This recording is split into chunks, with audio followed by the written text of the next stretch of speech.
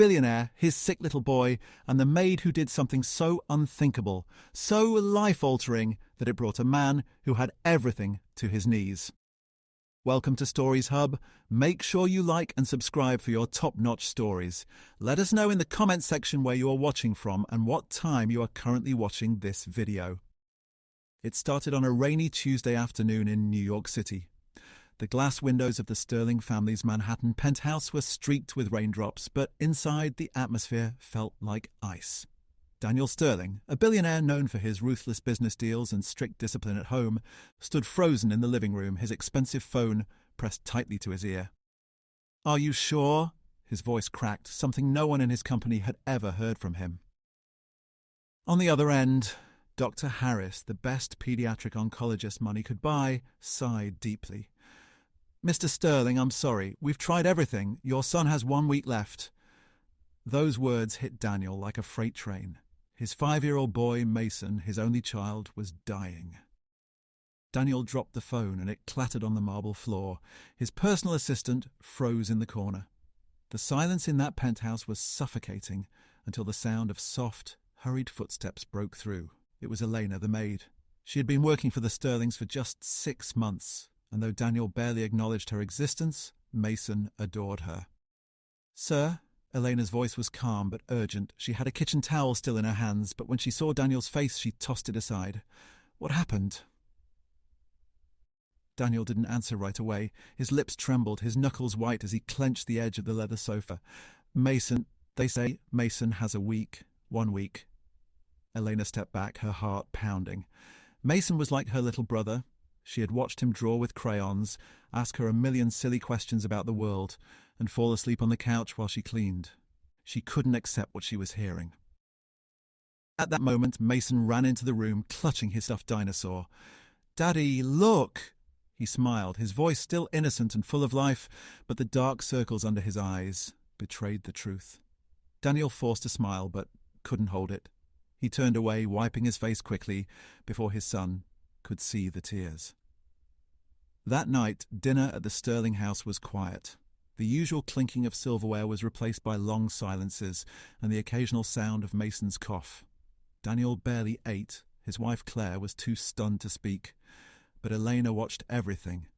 She wasn't just the maid, she was an observer, a witness to a family that was slowly falling apart. When Mason went to bed, Elena slipped into the kitchen, her mind racing. She didn't have billions of dollars or an army of doctors, but she had something else, courage. She picked up her phone and called someone she hadn't spoken to in years. "Lena," a male voice answered. "It's me," she whispered, glancing toward the hallway to make sure no one could hear. "I need your help. It's about a little boy. He's running out of time." There was a long pause on the line. "You know what you're asking for, right? Once we do this, there's no going back." "I don't care," Elena said, her jaw set. "Meet me tomorrow night."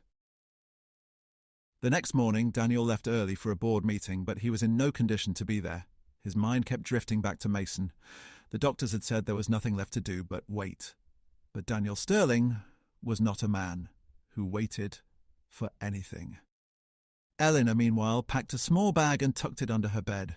She knew she was about to risk her job, maybe even her life, but she couldn't stand by while Mason's tiny body wasted away. That evening, as the sky turned dark and Manhattan buzzed with city life outside, Eleanor quietly left the penthouse. She didn't tell Claire. She didn't tell anyone. Her heart pounded as she stepped into the back seat of a black sedan that pulled up near the service entrance. The man driving it looked at her through the rearview mirror. "You sure about this?" he asked again. "Yes," Elena said firmly.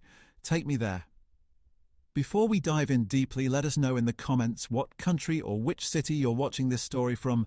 We'd love to know how far this story travels. The sedan weaved through late-night Manhattan traffic, its tires hissing against wet pavement. Elena sat in the back seat, clutching the strap of her small bag so tightly her knuckles turned white. She stared out of the window as neon lights blurred past. Every second felt like it was ticking down on Mason's life. The driver finally pulled into a quiet part of Brooklyn, stopping near an old, dimly lit warehouse. Elena hesitated before stepping out, the cold night air biting at her skin. Ah, the door of the warehouse creaked open and a tall man stepped out, his face hidden beneath a hood. "You're late," he said flatly. "I came as fast as I could," Elena replied, her voice steady but her heart racing. He motioned her inside. The warehouse smelled like oil and metal, but in the centre was a small table covered in files and medical equipment. The man dropped his hood, revealing sharp eyes and a scar across his jaw. "Eleanor," he said, his voice softer now, "I thought you were done with this life." "I was," she admitted. "But this boy—" Her voice broke and she swallowed hard before continuing. "He doesn't deserve to die." The man, whose name was Marco, studied her face carefully before sliding a folder toward her. "This is experimental. Illegal, if you want me to be honest. You sure you want to drag yourself into this again?" "Yes." Marco nodded, then handed her a small cooler box. "You have one shot. Don't mess it up." Back in the Sterling penthouse, Daniel was spiraling. He cancelled meetings, ignored calls from his board, and spent hours sitting by Mason's bed, watching him sleep. At around midnight, he heard the service door open quietly. He stormed into the kitchen, ready to fire whoever dared sneak in at that hour, only to find Elena standing there, drenched from the rain, holding the small cooler like it was made of gold. "What is that?" Daniel demanded, his voice a mix of anger and fear. Elena met his gaze with an intensity he wasn't used to from any of his staff. "Hope," she said simply. Daniel blinked. "What are you talking about?" Elena stepped closer. "I need you to trust me, Mr. Sterling. I know you don't trust anyone, but if you want your son to live, you have to trust me tonight." Daniel's instinct was to shut her down immediately. He didn't trust strangers, much less employees meddling in family business, but something in Elena's tone, the fire in her eyes, stopped him. "What do you mean?" "Get the car," Elena said. "We don't have much time." Against every instinct screaming at him, Daniel obeyed. He grabbed his keys, scooped Mason gently out of bed, and carried him down to the garage while Elena followed close behind. Claire appeared at the top of the stairs, panicked. "Where are you taking him?" she shouted. "Somewhere that might save him." Daniel shot back before the garage door closed. The drive was tense. Mason stirred weakly in his father's arms as Elena gave Daniel directions.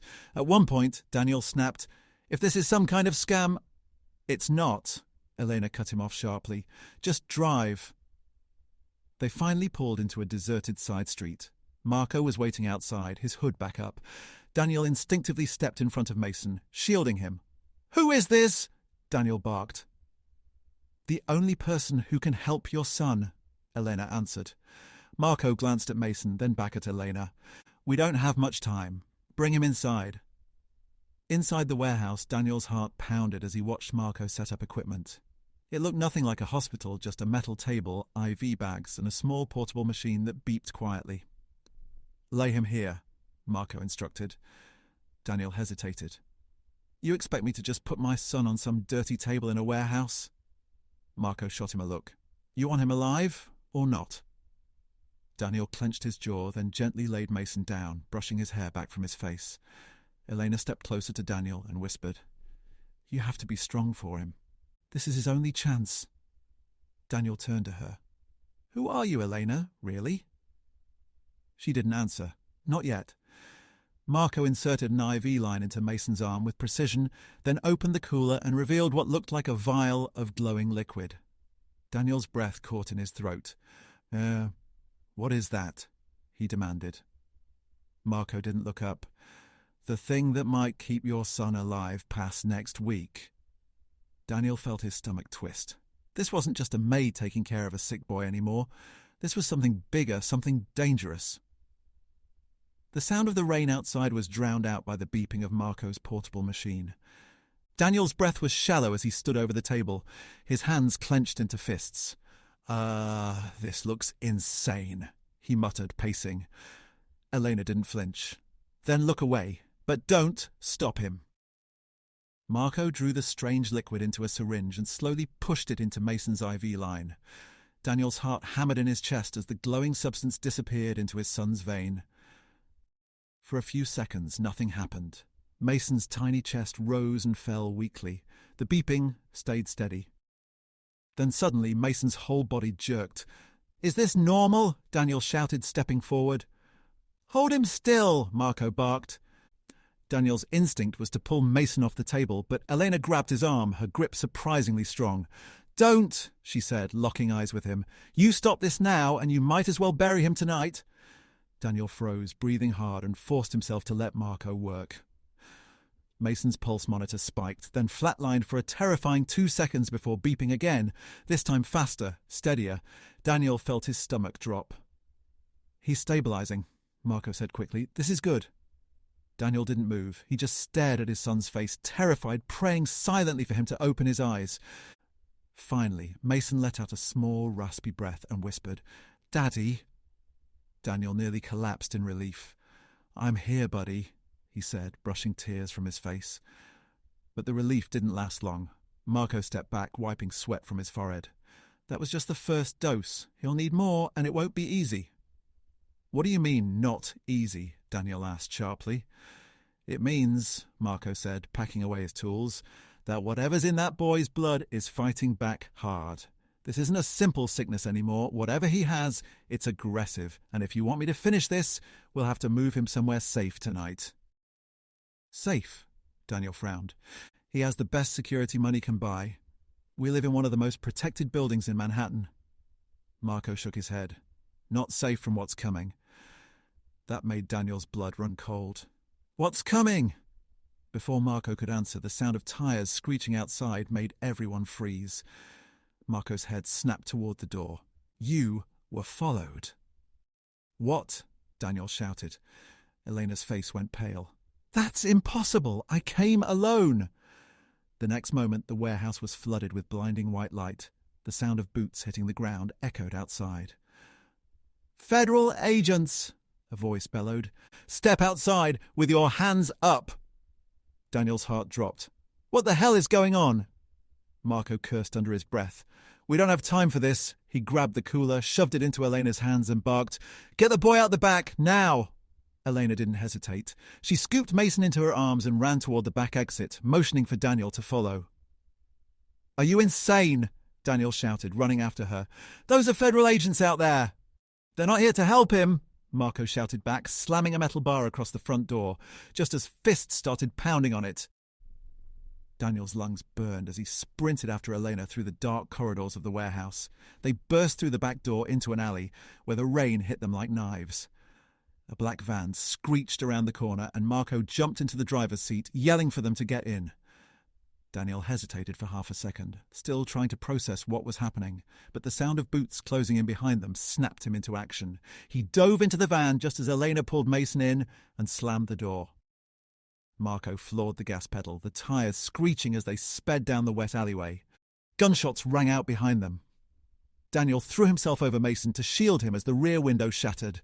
Elena clutched the cooler tightly to her chest, her eyes wide but determined. "Who are these people?" Daniel yelled over the roar of the engine. "The same people who didn't want you to know your son had a chance," Marco growled. "Hold on!" The van fishtailed onto a main road, weaving through late-night traffic, horns blaring as Marco drove like a man possessed. Daniel's mind was a blur. One day ago he'd been preparing for the worst, grieving his son. Now he was on the run from federal agents with his maid, his dying child, and a stranger who seemed to know too much. Elena reached over and grabbed Daniel's hand. "Whatever you think of me right now, just know this. I'm not going to let your son die." Daniel looked at her, really looked at her, for the first time since she'd started working in his house. She wasn't just a maid. She was something else entirely. And for the first time in years, Daniel Sterling Billionaire, King of Wall Street, wasn't in control of anything. The van roared down the slick streets, headlights cutting through the darkness. Daniel's grip on the seat was so tight his fingers hurt, but he didn't dare tell Marco to slow down, not with sirens wailing faintly in the distance behind them. "Where are you taking us?" Daniel demanded, his voice sharp. "Someplace they won't look," Marco said through clenched teeth, swerving into an underpass and killing the headlights for a moment. The van plunged into darkness, the sound of rain pounding on the roof deafening. Mason whimpered softly in Elena's arms. His small face was pale, his lips dry. Daniel's heart clenched. He looked weaker than ever. Elena stroked the boy's hair, whispering softly in Spanish to calm him. Daniel noticed for the first time how steady her hands were, despite everything happening around them. Finally, Marco pulled into an abandoned parking garage and parked on the top floor, hidden from street view. He killed the engine. The sudden silence felt suffocating. Daniel turned on Elena. "Enough. You're going to tell me what's going on right now. Who are you really? Because maids don't just happen to have black market medicine lying around." Elena took a deep breath, still cradling Mason. "I wasn't always a maid," she said quietly. Daniel narrowed his eyes. "No kidding." She looked him straight in the eye. "I used to work for a government research unit, the kind that doesn't exist on paper. I walked away 3 years ago after I saw what they were doing to kids like Mason, testing treatments that were too dangerous for adults. They called it medical progress. I called it torture." Daniel stared at her, his mouth slightly open. "I've seen this before," Elena continued, her voice tight. "I've seen what this disease does, and I've seen kids survive when they were given what I just gave Mason. The government shut the program down publicly, but secretly they kept the formula and started selling it to private buyers. Only the wealthiest, most powerful people could get it, and even then they kept it hidden so they could control who lives and who dies." Daniel felt a cold rage building in his chest. "Are you saying someone wanted my son dead?" Elena didn't blink. "Yes." Before Daniel could respond, the faint sound of boots echoed in the garage below. Marco peeked through the windshield, his face grim. "We don't have long." "Why are they after us?" Daniel asked. "Because you weren't supposed to know there was hope," Marco said. "They would rather Mason die quietly than risk you asking the wrong questions, and if they catch us, they'll take him and finish what they started." Daniel's blood boiled. For the first time since this nightmare began, he felt something other than fear. He felt fury. "Then we fight," he said. Marco gave a thin smile. "Now you sound like someone who actually wants to save his son." He tossed Daniel a small pistol from under the driver's seat. Daniel stared at it, stunned. "I've never shot a gun before." "Good," Marco said. "Means you won't do something stupid unless you have to." The sound of boots was getting closer. Elena gently laid Mason down on the back seat, covering him with her jacket. Then she stood, her eyes hard. "You have 2 choices, Mr. Sterling," she said. "You can walk away, call your lawyers and pretend this never happened, or you can follow me and fight for your son." Daniel didn't hesitate. "Where do we go?" Marco opened the driver's door quietly and motioned for them to follow. "There's a maintenance stairwell at the far end of the garage. We can use it to get to the street." They moved fast, their footsteps echoing on the concrete. Every shadow felt like a threat. Every sound made Daniel's heart race. Halfway to the stairwell, a flashlight beam swept across the garage. "Stop right there!" a voice shouted. Daniel didn't think. He grabbed Mason and ran. Elena and Marco were right behind him as boots pounded after them. Gunfire rang out, bullets sparking against the concrete pillars. Daniel ducked low, clutching Mason to his chest as they sprinted toward the stairwell. Marco turned suddenly, firing 2 quick shots. One of the flashlights went dark and the pursuers dove for cover, giving them a few precious seconds. Go!" Marco yelled. They barreled down the stairwell, their footsteps slamming against the metal steps. By the time they burst out into the street, the rain was coming down harder than ever. A small, nondescript car waited at the curb. Another of Marco's contacts sat behind the wheel, engine running. "Get in!" Marco shouted. They piled in, breathless, soaked to the bone. The driver peeled out just as black SUVs screeched into the garage entrance behind them. Daniel held Mason close, his chest heaving. His entire world had turned upside down in less than 24 hours. And as they sped away into the stormy night, Daniel realized something chilling. Whoever wanted his son dead wasn't going to stop. Not now. Not ever. The car raced through the empty streets, water spraying from the tires as the city lights blurred past. Daniel held Mason against his chest, feeling the boy's weak breathing against his suit. His jaw was tight, his mind a storm. "This doesn't end tonight," Daniel said through clenched teeth. "They're going to keep coming." Marco nodded grimly. exactly why we're going where we're going. 20 minutes later, the car pulled into a rundown neighborhood in Queens and stopped outside a small, boarded-up church. "This is it?" Daniel asked, glancing at the cracked windows and graffiti-covered walls. "It's safe," Marco replied, hopping out. "For now." Inside, the church was quiet, the air heavy with the scent of old wood and rain. Candles flickered dimly in the corners. A hidden door behind the altar opened, revealing a makeshift medical room. "This used to be our safe house," Marco explained. "We can finish the treatment here if you're still willing." Daniel laid Mason gently on the cot, brushing damp hair from his forehead. "Do whatever it takes," he said. Marco worked fast, setting up the second dose of the treatment. This one was stronger, riskier, and Daniel knew it. "This will either save him," Marco warned, "or—" "Do it," Daniel said, cutting him off. Elena stood at Mason's side, holding his tiny hand. Her face was calm, but her eyes were wet. Daniel couldn't stop watching her. He realized he had never seen anyone fight this hard for someone who wasn't even their own blood. The moment the needle went in, Mason's body convulsed. The monitor spiked wildly. Daniel's heart stopped. "What's happening?" "Hold him down," Marco shouted. Daniel pinned Mason gently to the cot while Elena held his legs. The boy gasped and cried out, his whole body shaking violently. Then, just as suddenly, he went completely still. The monitor went flat. "No!" Daniel roared, his voice raw. Marco didn't stop working, shocking Mason's heart with a portable defibrillator. Once, twice, 3 times. Nothing. Daniel collapsed to his knees beside the cot, his hands shaking, tears streaming down his face. For a moment, the billionaire, the man who could buy anything, looked completely broken. "Please," he whispered, his forehead against the cot. "Please don't take him." And then a sound. A weak, shallow breath. The monitor beeped. Once, then again, then steadier. Daniel's head shot up, disbelief flooding his face. Mason's chest was rising and falling again. "He's back," Marco said, exhausted but relieved. Elena let out a choked sob, pressing her hand over her mouth. Daniel stood, scooped Mason into his arms, and turned to Eleanor. For the first time since this nightmare began, the iron mask on his face cracked completely. He fell to his knees in front of her, clutching Mason, and said in a shaking voice, "You saved my son. I don't even know how to thank you." Elena crouched down, touching Mason's cheek. "Just be the father he needs. That's all the thanks I want."